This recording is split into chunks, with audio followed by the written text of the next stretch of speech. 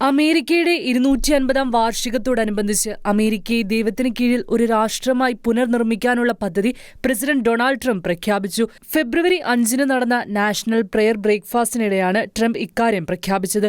ഒരു മഹത്തായ രാഷ്ട്രമാകാൻ നമുക്ക് മതവും വിശ്വാസവും ദൈവവും ഉണ്ടായിരിക്കണമെന്ന് ട്രംപ് പറഞ്ഞു. ഈ ചരിത്ര വർഷത്തിൽ ദൈവത്തിന് കീഴിലുള്ള ഒരു രാഷ്ട്രമായി അമേരിക്കയെ സമർപ്പിക്കാനുള്ള തന്റെ പദ്ധതിയെക്കുറിച്ച് ചർച്ച ചെയ്ത പ്രസിഡന്റ് മെയ് 17-ന് നാഷണൽ മാളിൽ പ്രാർത്ഥനാ ശുശ്രൂഷകൾ നടക്കുമെന്നും അറിയിച്ചു. രാജ്യത്തുടനീളമുള്ള അമേരിക്കക്കാരെ നാഷണൽ മാളിൽ പ്രാർത്ഥിക്കാനും നന്ദി പറയാനും ദൈവത്തിന് കീഴിലുള്ള ഒരു രാഷ്ട്രമായി അമേരിക്കയെ സമർപ്പിക്കാനും ട്രംപ് ക്ഷണിച്ചു. രാജ്യത്ത് ക്രിസ്തീയ വിശ്വാസത്തിൽ ഒരു പുനരുജ്ജീവനം കാണുന്നുണ്ടെന്ന് ട്രംപ് അഭിപ്രായപ്പെട്ടു.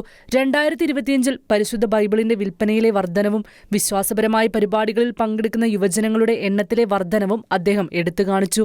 പ്രാർത്ഥന ശക്തിപ്പെടുത്തുന്നു, സുഖപ്പെടുത്തുന്നു, സംരക്ഷണം നൽകുന്നുവെന്നും പറഞ്ഞ പ്രസിഡന്റ് പ്രാർത്ഥനയാണ് അമേരിക്കയുടെ സൂപ്പർ പവറെന്നും ഉറക്കെ പ്രഖ്യാപിച്ചു. ട്രംപ് ഭരണകൂടം പൊതുവിദ്യാലയങ്ങളിൽ പ്രാർത്ഥനയ്ക്കുള്ള അവകാശം സംരക്ഷിക്കുന്നതിനായി പുതിയ മാർഗനിർദ്ദേശം ഔദ്യോഗികമായി പുറത്തിറക്കുമെന്നും പ്രസിഡന്റ് അറിയിച്ചു.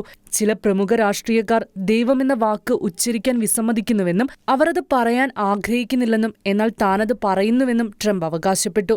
നമുക്ക് ജീവിക്കാനും സ്വാതന്ത്ര്യത്തിനുമുള്ള പവിത്രമായ അവകാശങ്ങൾ നൽകിയിരിക്കുന്നത് ഗവൺമെന്റ് അല്ല, മറിച്ച് സർവശക്തനായ ദൈവമാണെന്നും പ്രസിഡന്റ് ഡൊണാൾഡ് ട്രംപ് ഏറ്റുപറഞ്ഞു.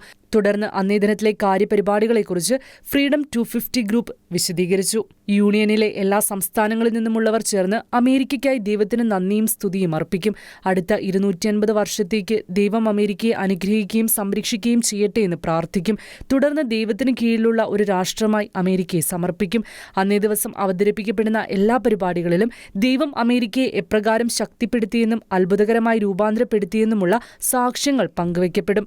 ദൈവിക ഇടപെടലിന് വേദിയായ ആളുകളെയും ജീവിതങ്ങളെയും അനുസ്മരിക്കും. അന്നേ ദിവസം അവർണ്ണനീയമായ ഒരു ദേശീയ ദിനത്തിന്റെ നിമിഷങ്ങളായി മാറുമെന്നും ഫ്രീഡം 250 ഗ്രൂപ്പ് പങ്കുവച്ചു. International desk Shekinah news.